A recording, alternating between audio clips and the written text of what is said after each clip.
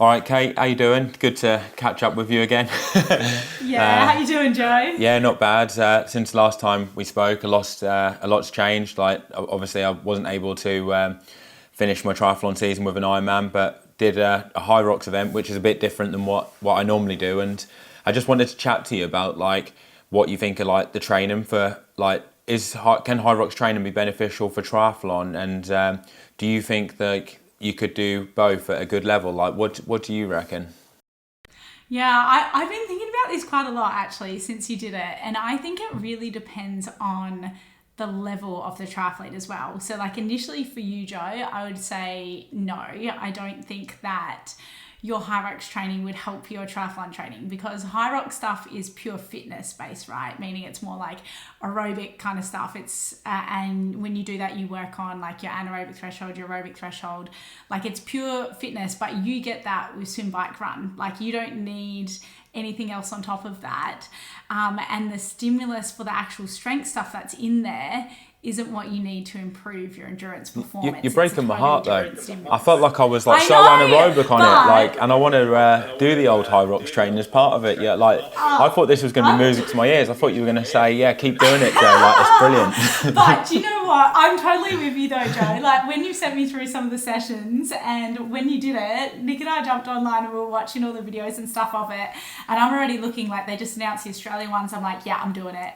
So I don't think it's optimal to improve triathlon performance, but I think you can balance it out. I think that for non-professionals who still have so much room to improve their fitness, I think it would be fine. But also I think it will make them pretty sore and pretty tired as well. And also like you got to enjoy it, right? Like you said that you absolutely loved it. What do you think, like, is there, like, with the more traditional strength training that we were doing before, you know, like where you were getting me to do like sets of 4 or 6 reps of squats and like 3 to 4 sets, but like almost like max effort, because we used to do like 1 to 2 reps in reserve, didn't we? And obviously calf raises and, you know, all the normal traditional stuff that you would normally get in a training plan. Do you think like the kind of stuff that I was doing when I was doing that consistently for triathlon, would that help like you if you were to balance both, doing like a HYROX event and a triathlon? Like, do you think that kind of strength training would like be better for both, like could actually help improve both, you know, like instead of like do the HYROX stuff wouldn't necessarily help the triathlon, but the more traditional strength stuff could help both, if you know what I mean? Like, do you think or not? Yeah, I reckon that's a much better balance, like especially let's say for you, Joe, because if you think about like why I gave you that heavy stuff and why you do it is so we improve your muscles like maximal voluntary contraction. So like the muscles capacity virtually, if you think about that. So the more maximal strength that you have, it means that say when you're putting out like a particular run pace, particular power, like the more maximal strength you have, that becomes relatively lower. And that same concept is going to transfer over to HYROX as well. So like I did notice you sitting down in the wall balls, but let's say in the back end, right? You know what? When you're doing your wall balls. They put that out because they were like, oh, do you want the box so you know how far to go down? And I was like thinking, no, I want the box so I can sit and get a recovery. Like I was so flipping gone by that point that I was like, I know this is supposed to be out just so I know how far to go down, but I'm so I just I need the rest. They're like, you're not supposed to sit on it. It's just you spring off it. And I said, I can't. I said, I'm too knackered. I'm gone. Yeah, and I was like looking at all your other competitors on your video and none of them had it. I know. When I was watching round at the start, I saw another guy had it and me and my mate were talking. We're like, oh, that's a good idea. Look at that. Because obviously you think if it is there, you could like spring off it, couldn't you? You know, you literally go down and use it to like properly like push off against. And we're like, yeah, that'd be good. But I'd never done a wall ball until I'd done HYROX. Literally my first ever wall ball was in the thing, and I accidentally picked up the 6, and I got there, they went, no, that's not yours is that one. I picked it up and I thought, oh fuck, like I've got to do 100 of these. I thought I'm going to be here for a long time. So you see, if you had more like pure upper body strength, so let's say you did more well, in wall ball's case, doing something like a push press would be perfect, right? But even a bench or, you know, some form of like maximal heavy upper body lift, that would help your wall balls, and that would still help your triathlon performance too. And the other one I noticed you got a bit stuck on was like your sled pulls as well. So doing some heavy like bent over rows, for example, would really help you with your triathlon performance and your HYROX performance, because it would help your ability each time you pull to actually pull more. How would it help the swimming? Would it be more in like the pull phase of the swimming, or like would it be you could just the swim sessions just wouldn't take as much out of you? Like what way do you reckon it would help? Yeah, so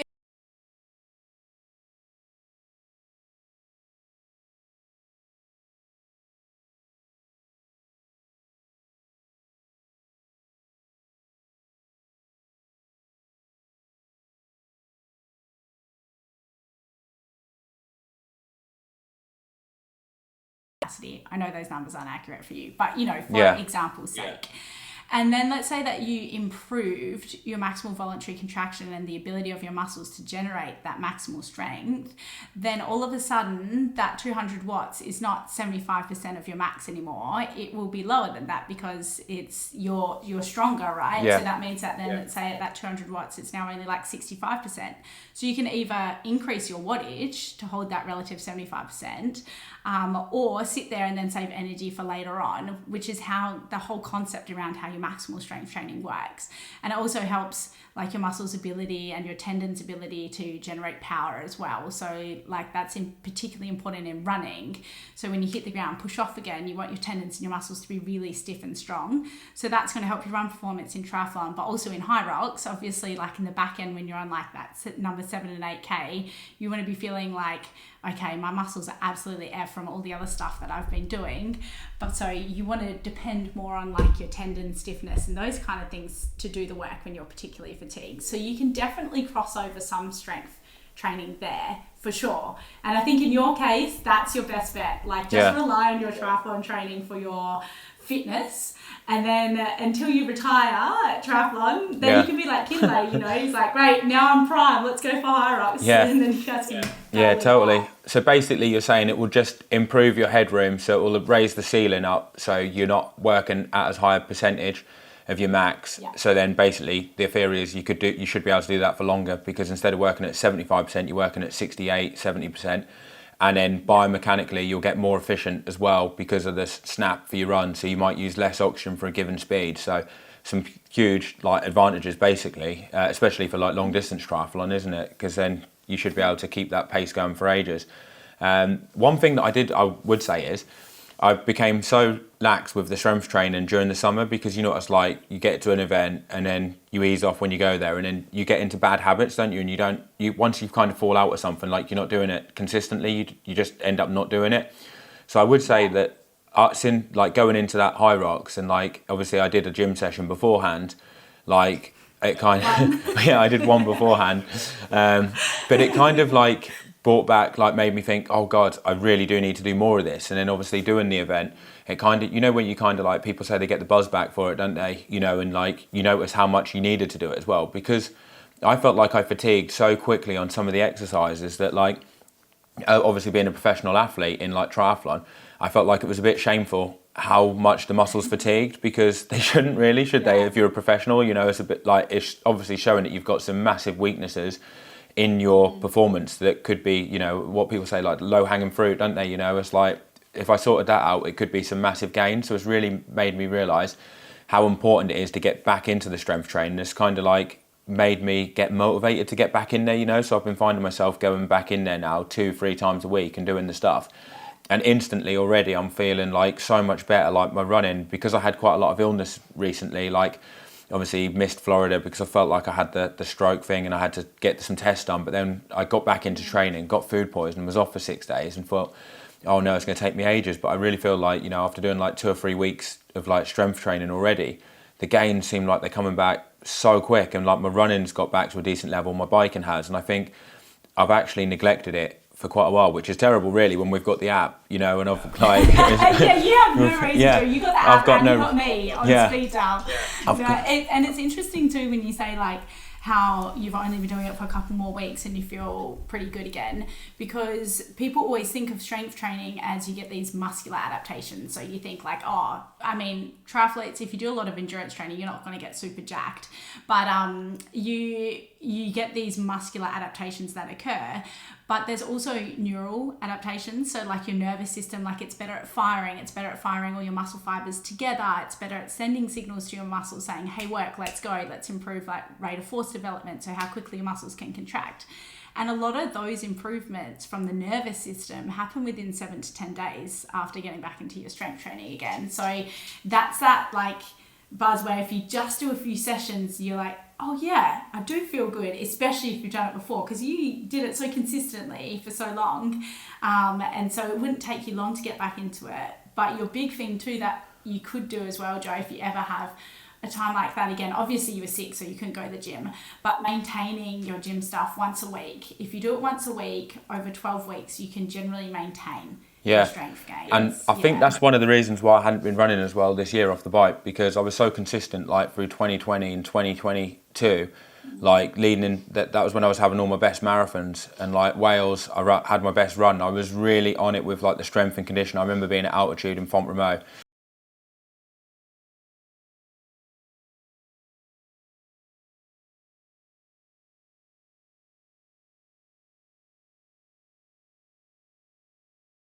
Anywhere near as well off the bike, despite running well over better at shorter distances, you know, like 10k and being in good run shape like that. It hasn't transferred as well in an Ironman, and that's probably one of the reasons, probably just not being able to hold as good a technique and just getting there a bit more tired. Maybe that's on the bike, it's like fatigued you more, if you know what I mean, like, you know, your supporting muscles and everything like that I just haven't been able to execute it. Yeah, and it's interesting too, you say that you really notice it in the longer stuff, because so many people think strength training is for like 5k or 10k, you know, work on that explosiveness or just work on plyometrics, but you can improve that, but there's so much like huge performance that you can get in the long distance stuff. It's in that back end in particular, like Wales is a prime example, like, you know, when you held on so well for that run, it's the back end that you really start to notice it. It's like from 35k onwards when everyone's struggling that you actually still have that bit of energy because you've conserved that, because your muscles your whole body's more efficient. It's really where you'll notice it probably more in that than any 5 or 10k race that you do. And you probably would have done a bit better in HYROX had you stuck to it. No, totally. I definitely would. All right, I've got to quickly go and just to put Maisie out because she's hitting the door. She's going to like wee on the floor otherwise. Maisie, come on. I thought it was going to be me with the boys. Yeah. Well, I was going to ask you, Joe, and I think I know the answer to this, what's harder out of the toughest strength session that I've ever given you, or okay, let's not go with HYROX competition because it's obviously got to be that, but the half HYROX session that you did the other day? If I was to push the half HYROX session like flat out, that, because it's just grim, isn't it? Like every time you go on to, it's just different, isn't it? Like the strength training that you do, obviously, like it's max effort. So like once you get to like reps 3 and 4, you're hanging on a bit, but it's not as painful as like something that lasts like half an hour, where especially when you're not that good at some of the exercises. But when I did the half session the other day, I did sandbag the recoveries a bit between the runs and the exercises, so it wasn't too bad. Whereas it was more about just seeing how good I was at the exercise and seeing if I'd got any better. But if I did that flat out, then that would have been pretty grim. But it's just a 25-minute to 30-minute full-on effort, isn't it? But it was still tough anyway. Like, I mean, I find them burpee broad jumps like absolutely horrific, like, to be honest. Oh, I like them. I actually don't mind them. I mean, I did sandbag mine a little bit too. I don't mind them, but I find I've got to stay hydrated. They get my heart rate up so high though. Like I had a heart rate monitor on when I did it just to see what kind of heart rate I get to while I'm doing this kind of like some of the exercises. And I think when I did that and the lunges, my heart rate got up to 160, which doesn't sound that high to some people, but that's like me, that's like a 10k heart rate, you know, while I'm doing it, which is pretty high for that kind of thing, isn't it? Like I finished it and like I needed like 40 or 50 meters of each one, but by the time I got to the end, I could feel my heart rate was like absolutely pounding, like, and I was pouring with sweat. I was like, bloody hell, like, I didn't realise how bad it was, because when you're in the zone and you do it in the proper race, you've got all the tunes pumping, everyone there, and you kind of get through it a bit. But doing it in training, actually, it's pretty grim. It's interesting too, you say that on like, you know, by rep 3 or 4, whatever, of the heavy stuff that I give you, you feel yuck, but it's over within, you know, 3 or 4 seconds, really. Because one of the most common things, and I know we chat about this a bit, is how much triathletes, and I get this a lot from triathletes and runners, of how they get really confused when I say a maximal strength training session is so much easier than high rep, low load stuff, like repetitive burpee broad jumps, or doing things like, any high rep movements, really, like low weight, high rep squats or deadies, whatever the movement is. But people think because it's muscular endurance training and it kind of replicates endurance stuff, they think that's the way to go. But really, it just makes you really sore and really tired and fatigued, and you don't get enough stimulus to improve strength. And it's way harder. With our app, how do you reckon that some people could get into strength and conditioning? Like, you know, if you're like a novice and you haven't had, like, I say novice in terms of like your background in strength and conditioning, like I was when I saw you in 2018, I hadn't done any of it before, and so like maybe little bits in the gym when I've gone there, but it was like completely winging it. Like, I wasn't really sure what I was supposed to be doing. I just seen the odd video on YouTube of someone doing some stuff for running, and then I met you and you got me into doing it properly, and that was when I really got some gains. So how do you think a novice strength like someone with a novice background strength and training can use our app to really get the best out of themselves and like know what they're actually doing? Well, I guess the good thing about the app is it pretty much does it for you. So it makes it so much easier, because I think, like, I don't know what videos you YouTube show, but there's so much misinformation out there, right? Like a total minefield of conflicting information that's really confusing. So always start off like beginner, start off on super basics. And I think that one of the easiest things, and this is what we use in the app, is use that reps in reserve for your feedback. So once you sort of feel confident with the exercise, then using reps in reserve, I think, helps clarify a lot for the particular exercises. Because I think when people do an exercise, they go, well, how many sets, how many reps, and like how hard is it meant to feel?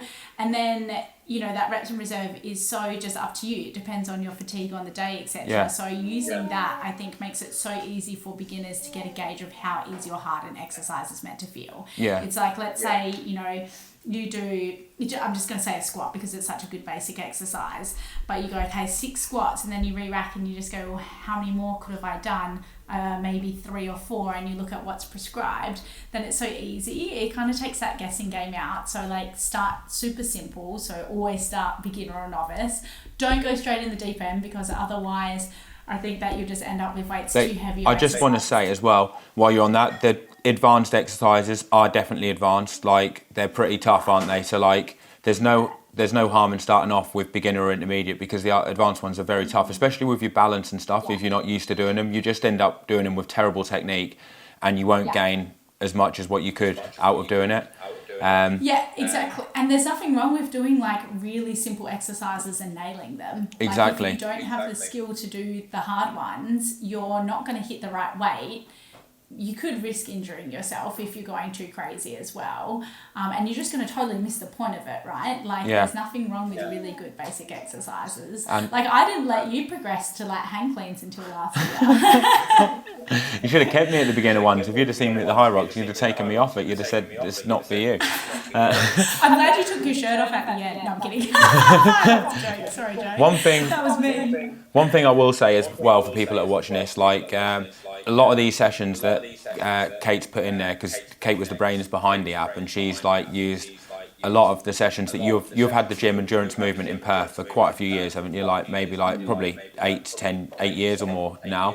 Yeah, we ran it from uni Notre Dame first for, I think it was 3 years, and then we're coming up to a 6-year anniversary. 6 years. She's got a PhD in strength training for triathletes, really knows her stuff, and a lot of these sessions are all geared around the stuff what you would do in person. But the whole idea of the app is basically, we've tried to make it as close to getting personal training without getting personal training, because obviously Kate's in Australia and Perth, so if you're in England, it's impossible that you can have someone there.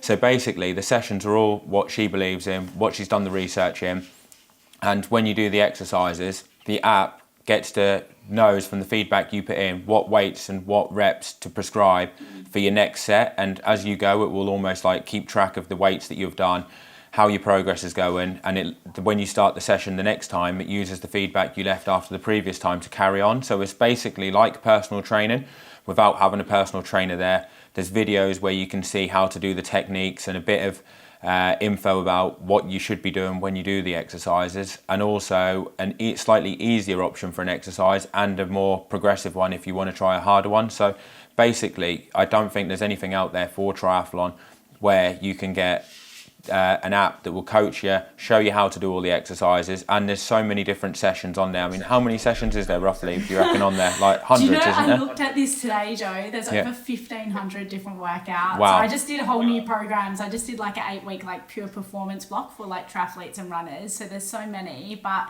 yeah, it totally removes the guessing game out of it, because it will literally change your weights for you based on your feedback. And for triathletes, there's the fatigue scale. So that's the other thing, I think, especially when you're new to strength training and you're a triathlete or endurance athlete, you're a runner, whatever you are, you're like constantly fatigued, right? So being able to just put in on that scale how you're feeling and have it figure it out for you, I think is like the main thing, because I would always have people come into the classes or come and see me and say, I want to do this, but I'm tired today, or I did a big brick session the day before, or people would come in and say, I'm feeling really fresh, I want to go really hard on the weights today, and it's like, cool. So like that scale is really good because it will tell you exactly what to do. And the other thing too, Joe, I was going to say is we have like so much info that we share on our social media, like on our Instagram account and like our VALERE YouTube as well. So quite a few people kind of ask questions on social media and stuff, but if you scroll through there's heaps of free info on there too, and like heaps of technique videos as well, and ideas of exercises and stuff too, especially for beginners. Yeah, we can guarantee that if you use the app, you will get PBs next season. You'll 100% take your performances to the next level. You get a 2-week free trial on the app, but if you use the code BIGDOG10, you'll get another 2 weeks, so it'll be like a 4-week trial. It's only £6 a month, so basically 2 coffees is more expensive than the app. So check it out, give it a go, and let us know what you thought of the app. You can comment on on the VALERE Instagram and let us know how you're finding it. But we reckon that you'll absolutely love it, and it will take your performances to the next level. So yeah, thanks for that, Kate. Great to catch up with you again, and hopefully I'll do you more proud at the next HYROX with consistent strength and conditioning. We'll do doubles, Joe. We'll do doubles. You always put me to shame. I ain't doing doubles with you. I'm picturing you dragging me on the run and then me dragging you on all the strength exercises. All right. Oh, good to chat, Joe. Yeah, good chat. Awesome.